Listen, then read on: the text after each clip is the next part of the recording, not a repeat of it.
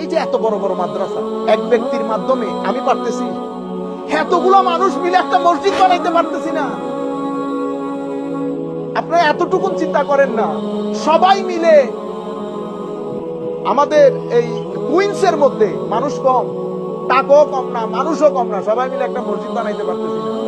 কিন্তু রুহানি তাওয়াজ্জু দিয়ে ওনার 2-4 জন ছেলে দিয়ে আমেরিকার মধ্যে মসজিদ বানাই দিচ্ছে। তিনি যেই কাজ করেছেন আমাদেরকে বলতে হবে না, বুঝতে পেরেছেন তো? ওনাদের আল্লাহর ওলিদেরকে আল্লাহ এভাবে রুহানি এত শক্তিশালী করেন, তাদের তাওয়াজ্জুহাতের একটা পাওয়ার থাকে, গ্রিপ থাকে। সবাই মিলে একটা মসজিদ বানাইতে পারি না, ওনারা মসজিদের পর মসজিদ, মাদ্রাসার পর মাদ্রাসা মানুষ দিচ্ছে। আপনারা বুঝতে পারতেছেন এটা আল্লাহর ওলিদের কাজ, এটা আমাকে দিয়ে হবে না। আমি এমনি স্মার্ট কথা সুন্দর বলি, লাভ নাই।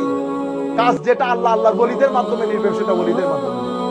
আপনার প্রেজেন্টেশন, আপনার ভদ্রতা বলে দেবে আপনার পীরের অবস্থান।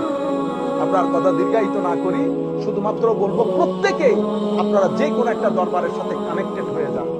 নাম নিয়ে পাগল হয়ে যাবেন না, আগে যান, সোহবতে বসেন, সোহবতে বসে নিজেকে যাচাই করে দেখেন তাসির হচ্ছে কিনা।